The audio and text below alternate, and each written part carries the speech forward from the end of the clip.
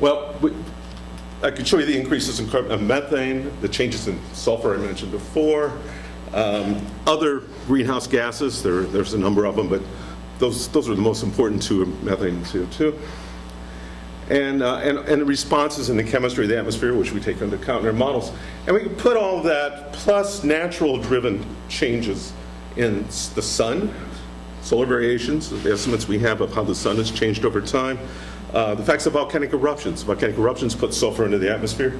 A large volcanic eruption can put it high enough that sulfur can cause sulfuric acid aerosols that can reflect sunlight, cause a cooling effect for a couple years until that sulfur falls out of the atmosphere. And so we take all those kind of things into account. And so if we look at natural forcings, and we look at this is that temperature record, the red here is the temperature record. So if we just put it into a model of the climate system, this is a model of the Earth system that accounts for the oceans, the atmosphere, the land and how it changes, the biosphere and how it responds, and so forth.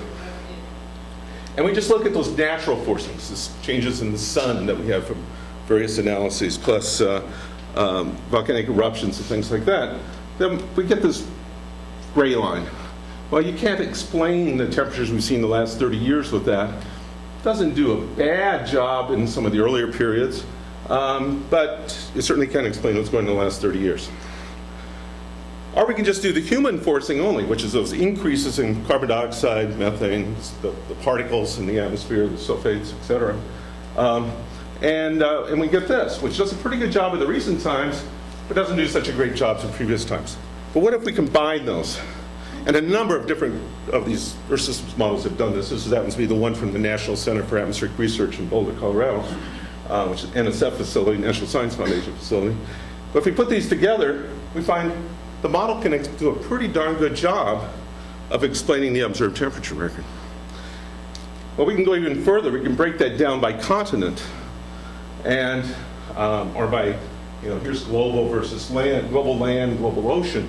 And once again, you could only explain the temperatures that we have seen around the planet over the last 30, 40 years by the fact that human activities have contributed greatly to the increase in temperature over that time period. Now, this kind of puts it all together, but also goes into the future and says, well, what about the future projections? Well, a number of different analyses have been done. We've tried to come up with scenarios for the future. They're based on how much will population grow and the uncertainty in that. How will lifestyle change? How much are we going to continue to use fossil fuels? On and on and on. A whole series of questions were asked and a series of scenarios were come up with. And from those scenarios, this just takes the very latter part of that previous graph and extends it. We have this whole series of scenarios. And so that the temperature change, and anyway, the scenarios we have kind of go over this dark gray area. The light gray then covers the uncertainty in our understanding of the climate system itself, which we still do have uncertainties, but they're not large enough to say, well, this problem is likely to go away. But the range of scenarios, and you might think, well, maybe the most likely to be in the middle. I'll explain why I don't think that's the case right now in a second. But the range is about, if you looked in degrees Fahrenheit, would be about 2 degrees Fahrenheit to as much as 11 degrees Fahrenheit increase globally by the end of the century. Well, these scenarios, you can see there's an awful lot of difference between them at early times. And if you look at the very highest, the highest one here, well, one ends up the highest and long one is A1FI, which is this one, which assumes heavily continued use of fossil fuels. Even that one has a lot of renewable energy in it, but not as much as the others. We're actually running, not so much in terms of temperature change, but in terms of the emissions that lead into these scenarios. We're actually above any of those scenarios right now in terms of where we're at.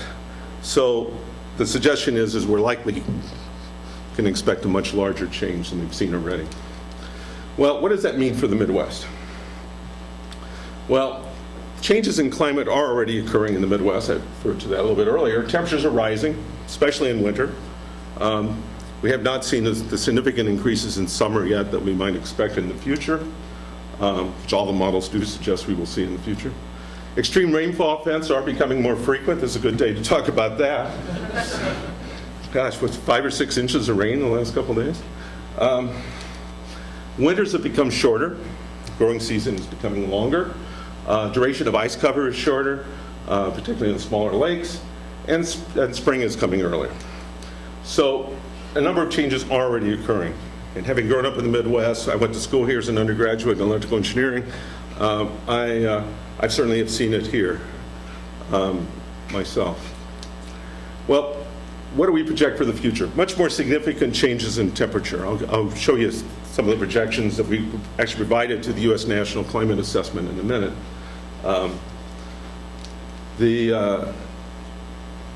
So large changes both in winter and summer, all seasons.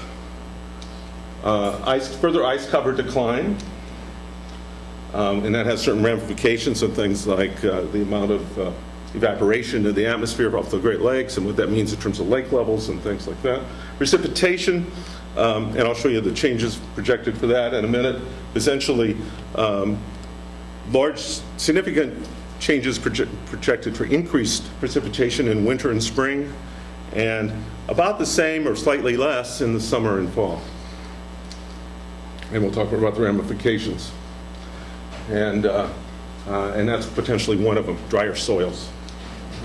And more extreme events. More of the precipitation coming as extreme events, which might mean we might have more flooding as well as more droughts.